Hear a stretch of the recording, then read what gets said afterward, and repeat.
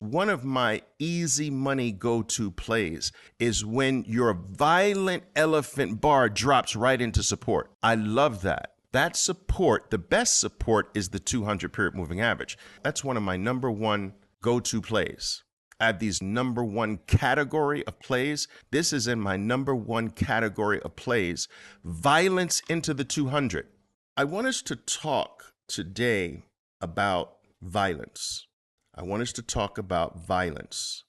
It is one of those scenarios. The scenario that I call violence is one of those scenarios that falls into the category of being easy money, right? So it's an easy money concept. There aren't many easy money concepts. There's a small handful, but this makes up one of that small handful. Easy money concept, violence. So let's take a look at some things here today that demonstrated this concept called violence, all right? CVX comes to mind. Now I'm going to go to a 2-minute chart here and show you exactly what I mean by violence. The first 2-minute bar of the day is what I call violence. What makes this violence? There are several things.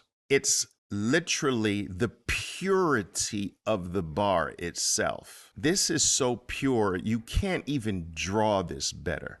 Part of violence is that it's just pure, straight down activity with very few wrinkles, very few pauses. It's fluid, it's straight, it's unmistakable, it's hard, it's fast, and it's boom in your face. Now, every red bar is not created equal. So as an example, you can have a red bar with a lot of hiccups that looks actually the same. It can have these hiccups in the middle, and that bar, that's how it dropped there. But if you look at the bar complete, it's one bar down. That versus this would be more violence. It's straight, it's more fluid. It has fewer hiccups. It's just unmistakable, tick by tick, down, down, down, down, down, down. Now, of course, you can't judge that unless you're really looking at this in real time and it's one of the stocks in your universe, in your family of stocks to trade. I understand that. But that is one characteristic of a violent red elephant bar. Another thing is that it gets to a place beyond elephant bar plus that you can assume that it's just violent. So the near perfect red bar is elephant, then it becomes elephant plus, then it goes past elephant plus to maybe 2 elephant bars, and then beyond 2 elephant bars, you have to assume it's violent. Elephant bars can evolve all the way up the species, if you will. So let me go through this for a second. An elephant bar can become an elephant, that's elephant bar. It can become an elephant plus bar, which can become a dual elephant bar, meaning that if you cut this in half, it's 2 elephants. And anything beyond dual elephant, you must assume that it is violent. So there's elephant, elephant plus, dual elephant, or elephant squared, however you want to put it. And then there's elephant violence. Now, the way we would do this formula, the formula is EB. So elephant bar plus, or elephant, that plus can be squared, dual elephant, or it can be violent. So, but this is the stages. Elephant plus territory, dual elephant territory, violent elephant territory. All right, so that's what we're talking about.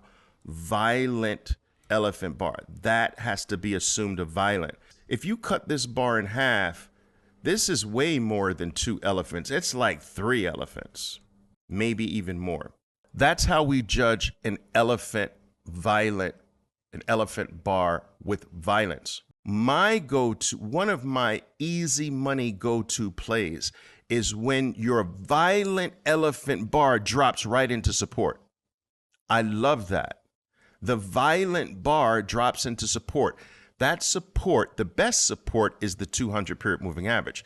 That's my number one. That's one of my number one go-to plays.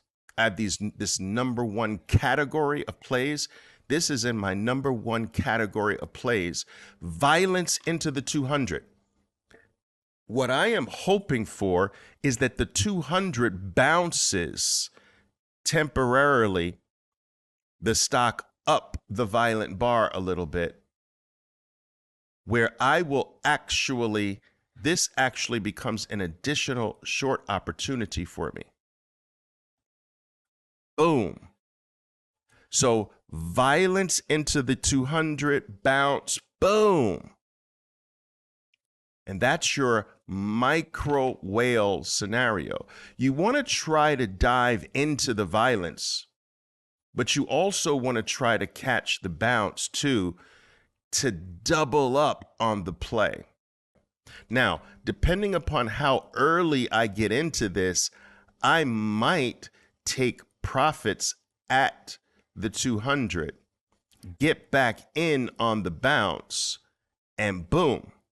If I get in late, then I'm not obviously going to take profits. There's no profits yet. I'm just going to add on the way up into the bounce. Now, you don't have to take profits because the assumption is that it's lower. Violence begets lower prices. All right. But the key thing is that I want the support to bounce the stock. I'm not afraid of a bounce. I want the bounce. You got this? Understand? You understand this? Does this make sense so far? Let me know. I want the bounce. I'm not afraid of the bounce. The bounce is going to make it a more profitable play most of the time. Now, that's the key point. A lot of traders get scared away from the 200. Well, I didn't short there because of the 200. Well, if it violently got to the 200, it's going through that 200 9 times out of every 10. You should not be afraid of support. You should not be afraid of the 200 when the stock has gotten there through violence. And I always explain this in the way of a wrecking ball, right? A building has to come down and a wrecking ball is going to bring it down. Usually the wrecking ball swings real hard at the building for the first time. That first hit does not take the building down, but it does a lot of damage. That first hit, boom, into the side of the building doesn't bring the building down, but it weakens it greatly at its foundation. And now the wrecking ball doesn't even have to swing back that far anymore. And now with a relatively easy second hit, boom, the building collapses.